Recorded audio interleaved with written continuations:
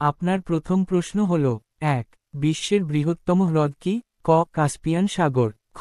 বৈকাল, গ. Lake superior, ঘ. Ontario.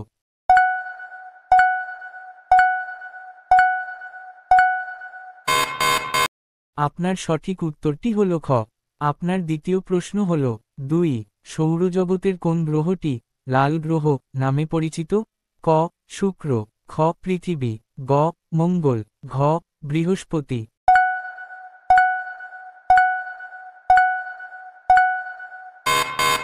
আপনার সঠিক উত্তরটি হল গ। আপনার তৃতীয় প্রশ্ন হল 3. যুদ্ধ ও শান্তি উপন্যাসটিকে লিখেছেন?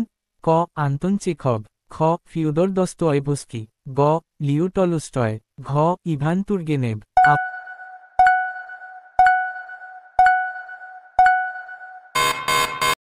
আপনার সঠিক উত্তরটি হল গ।